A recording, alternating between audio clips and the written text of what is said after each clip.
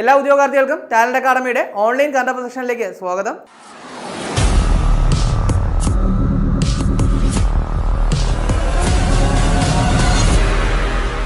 ഇന്ന് നമ്മൾ ചർച്ച ചെയ്യാൻ പോകുന്നത് ഡിസംബർ 6-ാം തീയതിയിലെ പ്രധാന ആനുകാലിക വിഷയങ്ങളും അവയുടെ അനുബന്ധ വിവരങ്ങളുമാണ്. അപ്പോൾ ഈ ക്ലാസ്സുമായി ബന്ധപ്പെട്ട നോട്ടുകൾ ടാലന്റ് അക്കാഡമി ടെലഗ്രാം ചാനലും അതുപോലെ തന്നെ വാട്സ്ആപ്പ് ഗ്രൂപ്പിൽ ലഭ്യമാണ്. അതുപോലെ ഈ ക്ലാസ്സുമായി ബന്ധപ്പെട്ട എക്സാമുകൾ നിങ്ങൾക്ക് നെയ്യാർ ആപ്പ് വഴി എഴുതി പരിശീലിക്കാവുന്നതാണ്. അപ്പോൾ ഡിസ്ക്രിപ്ഷൻ ബോക്സിൽ ലിങ്ക് വഴി നിങ്ങൾക്ക് ചാനൽ ജോയിൻ ചെയ്യാം. അപ്പോൾ ഇതിന്റെ പ്രധാന ആനുകാലിക വിഷയങ്ങൾ എന്തൊക്കെയാണെന്ന് നമുക്ക് നോക്കാം. പോലീസ് ഡ്രൈവർ അതുപോലെ തന്നെ ഫയർമാൻ ഡ്രൈവർ എന്നീ എക്സാമുകൾക്ക് വേണ്ടി തയ്യാറെടുക്കുന്നവർക്കായി Talent Academy special topic rank ഫെയറുകൾ പുറത്തിറക്കിയിട്ടുണ്ട്. അപ്പോൾ നിങ്ങളുടെ വീടിനടുത്തുള്ള ബുക്ക് സ്റ്റാളുകൾ വഴിയോ അല്ലെങ്കിൽ ഇ കൊമേഴ്സ് പ്ലാറ്റ്ഫോമുകളായിട്ടുള്ള ആമസോൺ, ഫ്ലിപ്കാർട്ട് എന്നിവ വഴിയോ അല്ലെങ്കിൽ ടാലന്റ് അക്കാഡമിയുടെ വെബ്സൈറ്റ് ആയിട്ടുള്ള talentkerala.com വഴിയോ നിങ്ങൾക്ക് ഇപ്പോൾ ഈ പുസ്തകങ്ങൾ വാങ്ങാവുന്നതാണ്. അപ്പോൾ നമുക്കിന്ന് ആദ്യം നോക്കാനുള്ളത് ഡിസംബർ 6-ന്റെ പ്രത്യേകതയാണ്. ഡിസംബർ 6 എന്ന് പറയുന്നത് മഹാപരിനിർവാൺ ദിവസം. എന്താണ്? മഹാപരിനിർവാൺ ദിവസമാണ് ഡിസംബർ 6 എന്ന് പറയുന്നത്. എന്തിനു വേണ്ടിയിട്ടാണ് ഈ ഒരു ദിനാചരണം എന്ന് ചോദിച്ചു കഴിഞ്ഞാൽ അത് ഡോക്ടർ BR അംബേദ്കറുടെ ചരമദിനമാണ് എന്ത് ചെയ്യുന്നത്? മഹാപരിനിർവാൺ ദിവസമായിട്ട് ആചരിക്കുന്നത്. അപ്പോൾ ഡിസംബർ 6-ന്റെ പ്രത്യേകതയാണ് നമ്മൾ പറഞ്ഞത്. എന്താണ്? മഹാപരിനിർവാൺ ദിവസമാണ്. എന്തിനു വേണ്ടിയിട്ടാണ് ഈ ഒരു ദിനാചരണം എന്ന് ചോദിച്ചു കഴിഞ്ഞാൽ അതായത് എന്താണ്? ഡോക്ടർ BR അംബേദ്കറുടെ ചരമദിനമാണ് എന്ത് ചെയ്യുന്നത്? നമ്മുടെ മഹാപരിനിർവാൺ ദിവസമായിട്ട് ആചരിക്കുന്നത്. വളരെ കാര്യമായിട്ട് തന്നെ ഓർത്തു വയ്ക്കുക. ഇനി നമുക്കിന്ന് ചർച്ച ചെയ്യാനുള്ള ആദ്യത്തെ പോയിന്റ് ഒരുപക്ഷെ നിങ്ങൾ എല്ലാവരും കഴിഞ്ഞ ദിവസം നോട്ട് ചെയ്തൊരു പ്രധാനപ്പെട്ട കാര്യമാണ്. 2023 ഡിസംബറിൽ മ്യൂസിയം ഓഫ് ദ മൂൺ പ്രദർശനം നടന്നത് കേരളത്തിലെ ഏത് ജില്ലയിലാണ്? അപ്പോൾ എന്താണ്? 2023 ഡിസംബറിൽ മ്യൂസിയം ഓഫ് ദ മൂൺ പ്രദർശനം നടന്നത് കേരളത്തിലെ ഏത് ജില്ലയിലാണ്? അത് തിരുവനന്തപുരം ജില്ലയിൽ. എവിടെയാണ്? തിരുവനന്തപുരം ജില്ലയിലാണ് ഈ ഒരു പ്രദർശനം നടന്നത്. ഇനി തിരുവനന്തപുരത്ത് എവിടെയാണ്? തിരുവനന്തപുരത്തെ കനകക്കുന്നിലാണ് നടന്നത്. അപ്പോൾ ഓർക്കുക, തിരുവനന്തപുരത്തെ കനകക്കുന്നിലാണ് എന്ത് പ്രദർശനം നടന്നത്? ഈ മ്യൂസിയം ഓഫ് ദ മൂൺ പ്രദർശനം നടന്നത് എവിടെയാണ്? തിരുവനന്തപുരത്തെ കനകക്കുന്നിലാണ്. ഈ ഒരു കാര്യം ഓർത്തു വയ്ക്കുക. ഇനി കേരളത്തിൽ ആദ്യമായിട്ടാണ് എന്ത് ചെയ്യുന്നത്? മ്യൂസിയം ഓഫ് ദ മൂണിന്റെ പ്രദർശനം നടക്കുന്നത്. ഇനി അതിനൊപ്പം ഓർത്ത് വെക്കേണ്ട ഒരു കാര്യം എന്ന് പറയുന്നത് 2024 നടക്കുന്ന global science festival of Kerala 2024 ബന്ധപ്പെട്ടാണ് ഈ ഒരു പ്രദർശനം നടന്നെന്നുള്ള കാര്യം കൂടി ഓർക്കുക. അതുപോലെ തന്നെ ഇതിന്റെ ഒരു കലാകാരൻ, അതായത് ഈ പറയുന്ന മ്യൂസിയം ഓഫ് ദ മൂണിന്റെ ആ ഒരു കലാകാരൻ എന്ന് പറയുന്നത് ലുക്ക് ജെറോം എന്ന് പറയുന്ന ഒരു ബ്രിട്ടീഷ് കലാകാരനാണ്. ആരാണ്? ലുക്ക് ജെറോം എന്ന് പറയുന്ന ആളാണ് ഈ ഒരു പ്രദർശനം സംഘടിപ്പിച്ചത്. അത് വ്യക്തിയുടെ പേര് കൂടി എന്ത് ചെയ്യുക? ജസ്റ്റ് ഒന്ന് ഓർത്തു വയ്ക്കുക. അടുത്ത നമുക്ക് നോക്കാനുള്ളത് 28ാമത് IFFK, അതായത് ഇന്റർനാഷണൽ ഫിലിം ഫെസ്റ്റിവൽ ഓഫ് കേരളയുമായിട്ട് ബന്ധപ്പെട്ട ഒരു കാര്യമാണ്. അതായത് IFFK 28 ആരംഭിക്കാൻ വേണ്ടി ഇരിക്കുകയാണ്. അപ്പോൾ അതിന്റെ ഉദ്ഘാടന ചിത്രമാണ് നമ്മൾ ചർച്ച ചെയ്യുന്നത്. അപ്പോൾ 28ാമത് IFFKയിലെ ഉദ്ഘാടന ചിത്രം ഏതാണ്? അത് ഗുഡ് ബൈ ജൂലിയ. എന്താണ്? ഗുഡ് ബൈ ജൂലിയ എന്ന് പറയുന്ന ചിത്രമാണ്. സുഡാനിൽ നിന്നുള്ള ചിത്രമാണ് എന്തെന്ന് പറയുന്നത്? ഈ പറയുന്ന ഗുഡ് ബൈ ജൂലിയ എന്ന് പറയുന്നത്. ഇനി ഈ ഒരു ചിത്രവുമായിട്ട് ബന്ധപ്പെട്ട ഓർത്തു വയ്ക്കേണ്ട പ്രധാനപ്പെട്ട രണ്ട് കാര്യങ്ങൾ. ഒന്നെന്ന് പറയുന്നത് കാൻസ് ഫിലിം ഫെസ്റ്റിവലിൽ പ്രദർശിപ്പിച്ച ആദ്യ സുഡാൻ ചിത്രമാണ് എന്തെന്ന് പറയുന്നത്? ഈ പറയുന്ന ഗുഡ് ബൈ ജൂലിയ. അപ്പോൾ സുഡാനിൽ നിന്നുള്ള ചിത്രമാണെന്ന് പറഞ്ഞു. അപ്പോൾ ഈ ചിത്രത്തിന്റെ പ്രത്യേകത നമ്മൾ പറഞ്ഞു. എന്താണ് ചിത്രത്തിന്റെ പ്രത്യേകത എന്ന് പറയുന്നത്? കാൻസ് ഫിലിം ഫെസ്റ്റിവൽ പ്രദർശിപ്പിച്ച ആദ്യ സുഡാൻ ചിത്രമാണ് ഈ പറയുന്ന ഗുഡ് ബൈ ജൂലിയ എന്ന് പറയുന്ന ചിത്രം എന്ന് പറയുന്നത്. ഇനി അതുപോലെ തന്നെ 96ാമത് ഓസ്കാറിലേക്കുള്ള സുഡാന്റെ ഔദ്യോഗിക എൻട്രിയും ഏത് തന്നെയാണ്? ഗുഡ് ബൈ ജൂലിയയാണ്. അപ്പോൾ 96ാമത് ഓസ്കാർ അവാർഡിലേക്കുള്ള സുഡാന്റെ ഔദ്യോഗിക എൻട്രിയും ഏത് ചിത്രമാണ്? ഗുഡ് ബൈ ജൂലിയ എന്ന് പറയുന്ന ചിത്രമാണ്. അപ്പോൾ ആ ഒരു കാര്യം കൂടി എന്ത് ചെയ്യുക? ഒന്ന് ഓർത്ത് വയ്ക്കുക. ഇനി അതുപോലെ തന്നെ ഈ ഒരു ചിത്രത്തിന്റെ സംവിധായകൻ എന്ന് പറയുന്നത് മുഹമ്മദ് കോർദോഫാനിയാണ്. ആരാണ്? മുഹമ്മദ് കോർദോഫാനിയാണ് ഈ ഒരു ചിത്രത്തിന്റെ സംവിധായകൻ എന്ന് പറയുന്നത്. അപ്പോൾ ആ ഒരു കാര്യം കൂടി ഒന്ന് ഓർത്ത് വയ്ക്കുക. മുഹമ്മദ് കോർദോഫാനിയാണ് എന്തെന്ന് പറയുന്നത്? ഈ ചിത്രത്തിന്റെ സംവിധായകൻ. അപ്പോൾ അതുകൂടി ഒന്ന് ഓർക്കുക. ഇനി അടുത്ത് നമുക്ക് നോക്കാനുള്ളത് BCI ഗ്ലോബൽ പുറത്തുവിട്ട ഒരു പട്ടികയാണ്. അതായത് BCI ഗ്ലോബൽ പുറത്തുവിട്ട സാങ്കേതികമായിട്ട് വളർന്നു വരുന്ന ലോകത്തിലെ 24 നഗരങ്ങളുടെ പട്ടികയിൽ. അപ്പോൾ എന്താണ്? സാങ്കേതികമായിട്ട് വളർന്നു വരുന്ന 24 നഗരങ്ങളുടെ ഒരു പട്ടിക ആര് പുറത്തുവിട്ടോ? BCI global പുറത്തുവിട്ടോ. അപ്പോൾ ആ പട്ടികയിൽ കേരളത്തിൽ നിന്ന് ഉൾപ്പെട്ട നഗരം ഏതാണ് എന്നുള്ളതാണ്. അത് തിരുവനന്തപുരമാണ്. അപ്പോൾ ഓർക്കുക, തിരുവനന്തപുരമാണ് കേരളത്തിൽ നിന്ന് ഉൾപ്പെട്ടത് എന്നുള്ള കാര്യം ഓർക്കുക. ഇനി ഈ ഒരു പട്ടികയിൽ ഇന്ത്യയിൽ നിന്ന് ഉൾപ്പെട്ടത് ആകെ 2 നഗരങ്ങളാണ്. അതിലൊന്ന് തിരുവനന്തപുരമാണെന്ന് നമുക്കറിയാം. ഇനി മറ്റൊരു നഗരം എന്ന് പറയുന്നത് കൊൽക്കത്തയാണ്. ഏതാണ്? കൊൽക്കത്തയാണ്. അപ്പോൾ ഓർക്കുക, കൊൽക്കത്തയാണ്. നമ്മളിവിടെ പറഞ്ഞത് എന്താണ്? ആര് പുറത്തുവിട്ട പട്ടികയാണ്? BCI ഗ്ലോബൽ പുറത്തുവിട്ട പട്ടികയാണ് നമ്മളിവിടെ പറഞ്ഞത്. ഇനി ഈ പട്ടികയിൽ എന്താണ് പറഞ്ഞത്? അതായത് സാങ്കേതികമായിട്ട് വളർന്നു വരുന്ന ലോകത്തിലെ 24 നഗരങ്ങളുടെ പട്ടികയാണ്. അതിലുൾപ്പെട്ട കേരളത്തിലെ നഗരം ഏതാണ്? തിരുവനന്തപുരമാണ്. ഇനി അതിലുൾപ്പെട്ട മറ്റൊരു ഇന്ത്യൻ നഗരം കൂടിയുണ്ട്. ഏതാണ്? കൊൽക്കത്തയാണ്. അപ്പോൾ 2 നഗരങ്ങളാണ് ഇന്ത്യയിൽ നിന്ന് ഉൾപ്പെട്ടത്. തിരുവനന്തപുരവും കൊൽക്കത്തയാണെന്ന് പറഞ്ഞു. കേരളത്തിൽ നിന്ന് ഉൾപ്പെട്ടത് ഏതാണ്? തിരുവനന്തപുരമാണ്. ഇനി അടുത്ത് നമുക്ക് നോക്കാനുള്ളത് ഒരു പുരസ്കാരമാണ്. അതായത് കുഞ്ചൻ നമ്പ്യാർ സ്മാരക സമിതിയുടെ 2023 മഹാകവി കുഞ്ചൻ നമ്പ്യാർ പുരസ്കാരത്തിന് അർഹനായത് ആരാണ്? അപ്പോൾ എന്ത് പുരസ്കാരമാണ് പറഞ്ഞത്? കുഞ്ചൻ നമ്പ്യാർ പുരസ്കാരമാണ് നമ്മൾ പറയുന്നത്. അതായത് ഈ ഒരു പുരസ്കാരം എന്ന് പറയുന്നത് സമഗ്ര സംഭാവനയ്ക്കുള്ള പുരസ്കാരമാണ്. പുരസ്കാരത്തിന്റെ സമ്മാന തുക 25,001 രൂപയാണ്. അപ്പോൾ എത്രയാണ്? 25,001 ഈ പുരസ്കാരത്തിന്റെ സമ്മാന തുക എന്ന് പറയുന്നത്. അപ്പോൾ നമ്മൾ പറഞ്ഞു പുരസ്കാരം എന്താണെന്ന് പറഞ്ഞു. കുഞ്ചൻ നമ്പ്യാർ സ്മാരക സമിതിയുടെ എന്ത് പുരസ്കാരം? മഹാകവി കുഞ്ചൻ നമ്പ്യാർ പുരസ്കാരമാണെന്ന് പറഞ്ഞു.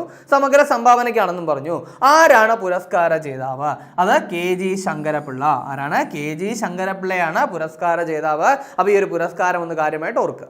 അടുത്ത് നമുക്ക് നോക്കാനുള്ളത് അടുത്തിടെ ഇന്ത്യൻ നാവികസേനയ്ക്ക് കൈമാറിയ ആദ്യ സർവേ വെസൽ കപ്പൽ ഏതെന്നാണ്. അപ്പോൾ എന്താണ്?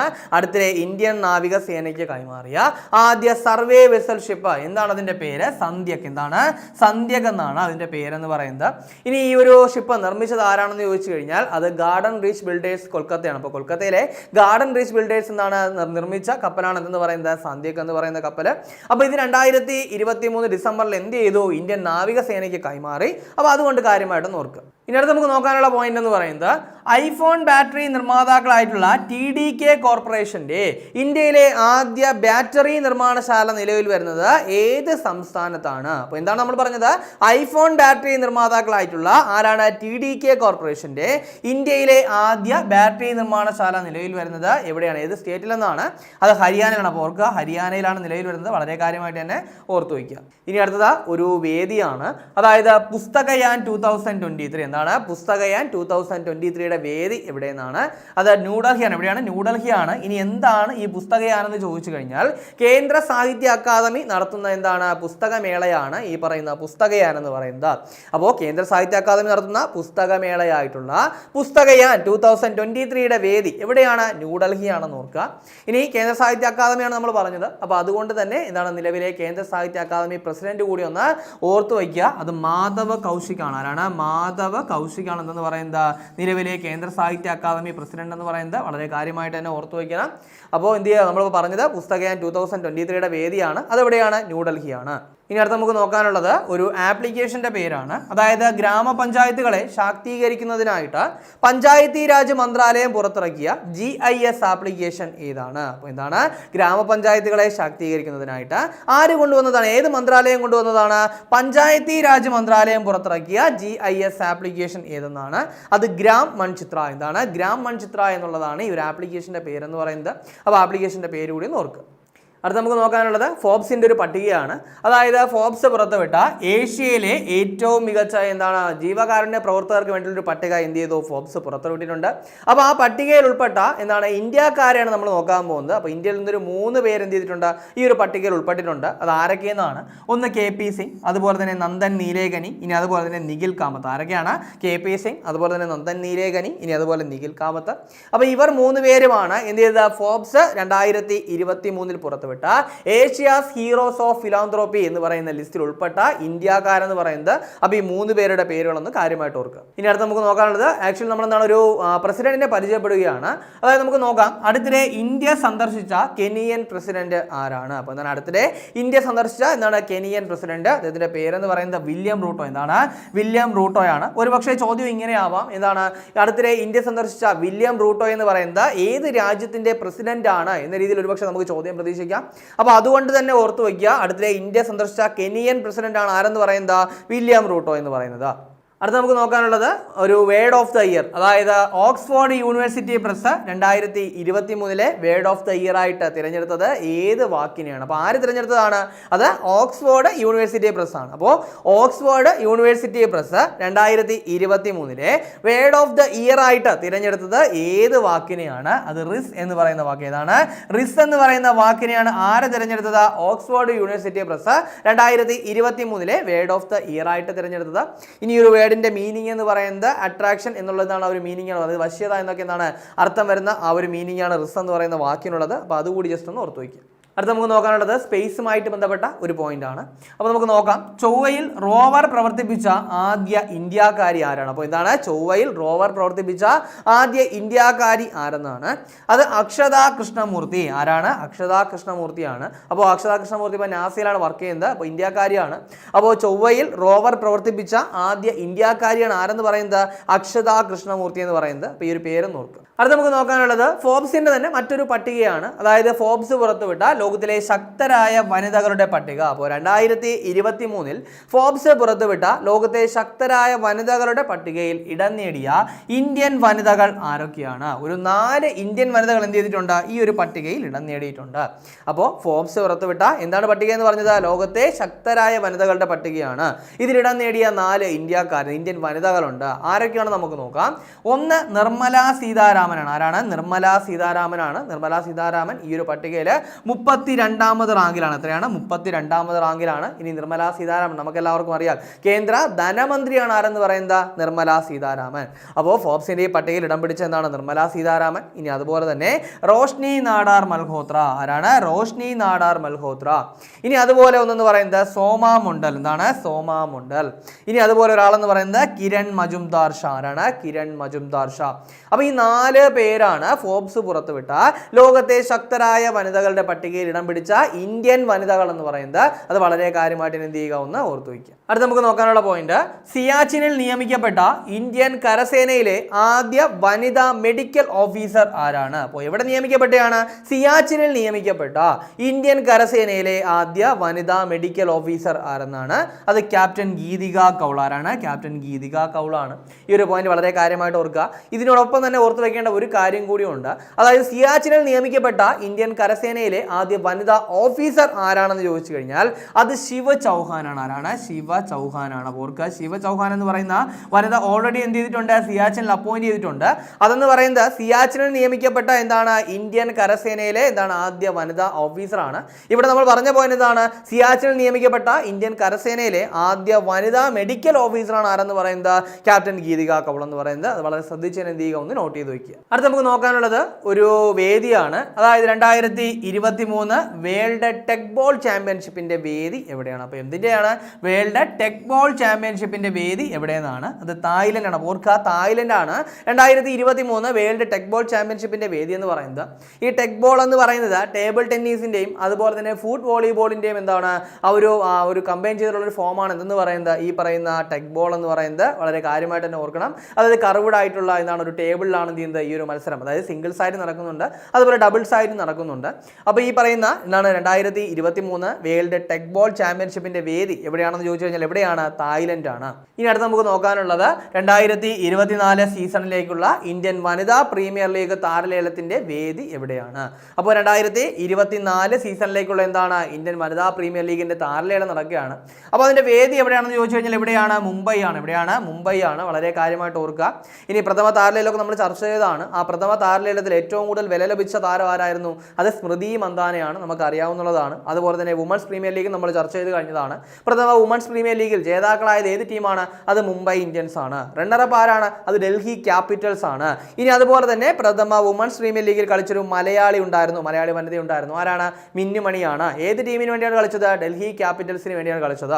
അപ്പോൾ ഈ ഒരു ലേലം കഴിയുന്ന സമയത്ത് നമുക്ക് എന്ത് ചെയ്യാം? ഇതുമായിട്ട് ബന്ധപ്പെട്ട മറ്റു കാര്യങ്ങളൊക്കെ ഒന്ന് അപ്ഡേറ്റ് ചെയ്ത് വയ്ക്കാം. ഇനി ഒരു പ്രധാനപ്പെട്ട വിയോഗം കൂടി നോക്കാനുണ്ട്. അതായത് 2023 ഡിസംബറിൽ അന്തരിച്ച ഒരു ജനപ്രിയ ടെലിവിഷൻ നടനുണ്ട്. അദ്ദേഹത്തിന്റെ പേരെന്ന് പറയുന്നത് ദിനേശ് ഫഡ്നിസ്. എന്താണ്?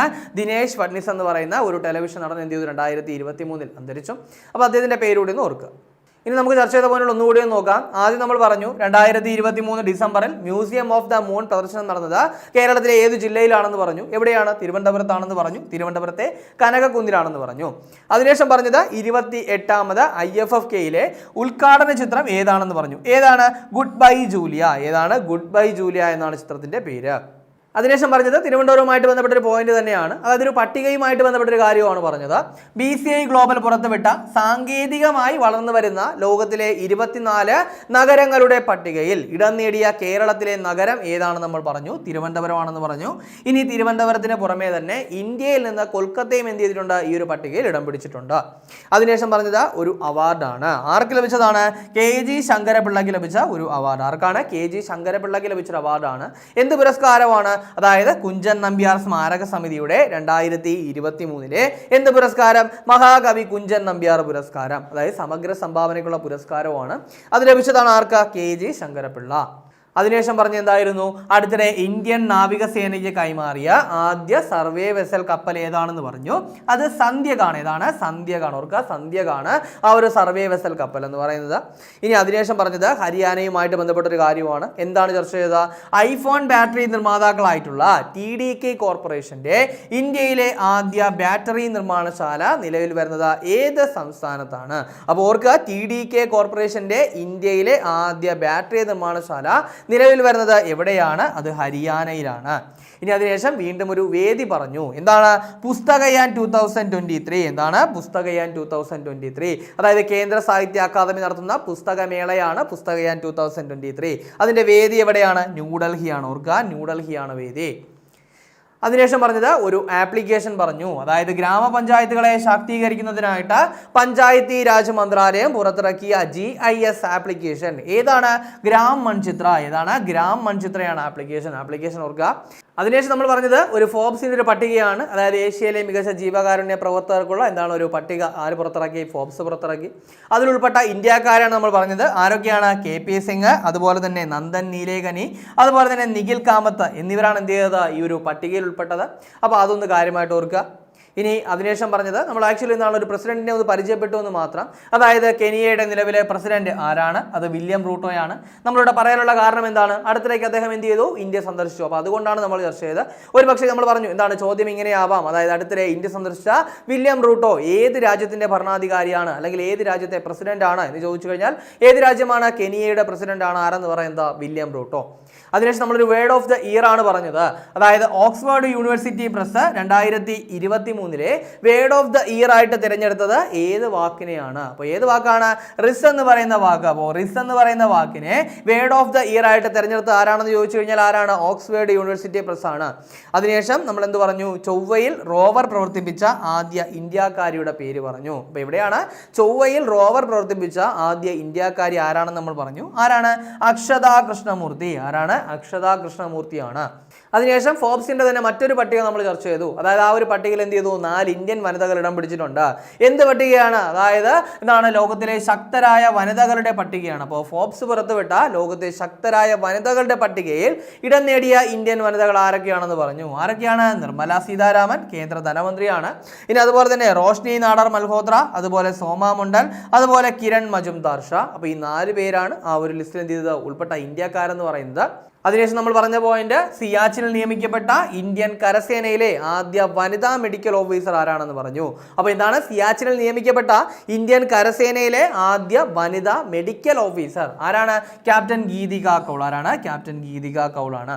ഇനി അതിനുശേഷം ഒരു വേദിയാണ് പറഞ്ഞത്. 2023 വേൾഡ് ടെക് ബോൾ ചാമ്പ്യൻഷിപ്പ്. എന്താണ്? 2023 വേൾഡ് ടെക് ബോൾ ചാമ്പ്യൻഷിപ്പിന്റെ വേദി എവിടെയാണ്? തായ്ലൻഡ് ആണെന്ന് പറഞ്ഞു. അതിനുശേഷം പറഞ്ഞത് വീണ്ടും മറ്റൊരു വേദിയാണ്. അതായത് നമ്മൾക്കെല്ലാം എന്താണ് ഓർത്ത് വയ്ക്കുക എളുപ്പമുള്ളതാണ്. 2024 സീസണിലേക്കുള്ള ഇന്ത്യൻ വനിതാ പ്രീമിയർ ലീഗ് താരലേലത്തിന്റെ വേദി എവിടെയാണെന്ന് പറഞ്ഞു? മുംബൈ ആണെന്ന് പറഞ്ഞു. വേദി കൂടി ഓർക്കുക. അതിനുശേഷം ഒരു വിയോഗമാണ് നമ്മൾ ചർച്ച ചെയ്ത്. അതായത് 2023 ഡിസംബറിൽ അന്തരിച്ച ജനപ്രിയ ടെലിവിഷൻ നടൻ ആരാണെന്ന് പറഞ്ഞു? അത് ദിനേശ് ഫഡ്നീസ്. ആരാണ്? ദിനേശ് ഫഡ്നീസ് ആണ്. അപ്പോൾ ഈ ഒരു പേര് കൂടി ഒന്ന് ഓർക്കുക.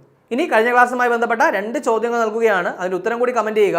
ആദ്യത്തെ ചോദ്യം, 2023 ജമ്മു കാശ്മീരിന്റെ യൂത്ത് വോട്ടർ അവയർനെസ് അംബാസഡർ ആയിട്ട് നിയമിതനായ ഇന്ത്യൻ ക്രിക്കറ്റ് താരം ആരെന്നാണ് ചോദ്യം. Options: A Suresh Raina, B Yuvraj Singh, C Sourav Ganguly, D Mohammad Kaif. അപ്പോൾ ഇതിന്റെ ശരി ഉത്തരം കമന്റ് ചെയ്യുക. രണ്ടാമത്തെ ചോദ്യം, ലോക ഡിജിറ്റൽ കോമ്പറ്റീറ്റീവ്നെസ് റാങ്കിംഗ് 2023 ഒന്നാമതെത്തിയ രാജ്യം ഏതെന്നാണ് ചോദ്യം. Options: A USA, B Netherlands, C India, D Singapore. അപ്പോൾ ഇതിന്റെ ശരി ഉത്തരം കമന്റ് ചെയ്യുക. ഇനി കഴിഞ്ഞ ക്ലാസ് നൽകിയിരുന്ന 2 ചോദ്യങ്ങളുടെ ഉത്തരം കൂടി നോക്കാം. ആദ്യത്തെ ചോദ്യം, മിഷോങ് ചുഴലിക്കാറ്റിന് പേര് നൽകിയത് ഏത് രാജ്യം എന്നുള്ളതാണ് ചോദ്യം. Options A Myanmar, B Bangladesh, C Iran, D Sri Lanka. അപ്പോൾ ഇതിന്റെ ശരിയുത്തരം ഏതാണ്? ഓപ്ഷൻ എ ആണ്. മ്യാൻമർ ആണ് മിഷോങ് എന്ന് പറയുന്ന ചുഴലിക്കാറ്റിന് പേര് നൽകിയെന്ന് ഓർക്കുക. ഇനി ആ ഒരു പേരിന്റെ മീനിങ് നമ്മൾ പറഞ്ഞിട്ടുണ്ടായിരുന്നു, ദൃഢത അല്ലെങ്കിൽ ശക്തി എന്നൊക്കെ. എന്താണ് അതിന്റെ അർത്ഥം എന്ന് പറയുന്നത്? അത് ബംഗാൾ ഉൾക്കടൽ രൂപം കൊണ്ട കാറ്റാണ് നമ്മൾ എന്ത് ചെയ്തു, ചർച്ച ചെയ്തിട്ടുണ്ടായിരുന്നു. ഇനി രണ്ടാമത്തെ ചോദ്യം, 2023 ഫിഫ അണ്ടർ-17 പുരുഷ ഫുട്ബോൾ ലോകകപ്പ് ജേതാക്കൾ ആരെന്നാണ് ചോദ്യം. Options A France, B Argentina, C Brazil, D Germany. അപ്പോൾ ഇതിന്റെ ശരിയുത്തരം ഏതാണ്? ഓപ്ഷൻ ഡി ആണ്. ജർമ്മനിയാണ് ശരിയുത്തരം എന്ന് പറയുന്നത്. ജർമ്മനിയാണ് 2023 ഫിഫ അണ്ടർ-17 പുരുഷ ഫുട്ബോൾ ജേതാക്കൾ എന്ന് പറയുന്നത്. ഇനി വേദി എവിടെയായിരുന്നു? ഇന്തോനേഷ്യയാണ്. എവിടെയാണ് വേദി? ഇന്തോനേഷ്യ ആയിരുന്നു. അപ്പോൾ ആ ഒരു കാര്യം കൂടി എന്ത് ചെയ്യുക, ജസ്റ്റ് ഒന്ന് അപ്ഡേറ്റ് ചെയ്ത് വെച്ചേക്കുക. അപ്പോൾ നമ്മൾ ഇന്ന് ചർച്ച ചെയ്ത ചോദ്യങ്ങളും അതിന്റെ ഉത്തരങ്ങളും അതുപോലെ ചർച്ച ചെയ്ത പോയിന്റുകളും മനസ്സിലായെന്ന് വിചാരിക്കുന്നു. വളരെ കാര്യമായിട്ട് നല്ലതുപോലെ തന്നെ ഡെയിലി കറണ്ട് അഫയേഴ്സ് അപ്ഡേറ്റ് തന്നെ പോവുക, നല്ലപോലെ വർക്ക് ചെയ്യുക, എത്രയും പെട്ടെന്ന് ഒരു ജോലി നേടിയെടുക്കുക. ഡിസംബർ 6 തീയതിയിലെ പ്രധാന ആനുകാലിക വിഷയങ്ങളാണ് നമ്മൾ ചർച്ച ചെയ്ത് കഴിഞ്ഞത്. ഈ ചർച്ച ചെയ്ത പോയിന്റുകളൊക്കെ മനസ്സിലായെന്ന് വിചാരിക്കുന്നു. വളരെ കാര്യമായിട്ട് നല്ലതുപോലെ തന്നെ പ്രിപ്പയർ ചെയ്യുക. മറ്റൊരു ക്ലാസ്സുമായി നമുക്ക് അടുത്ത ദിവസം കാണാം.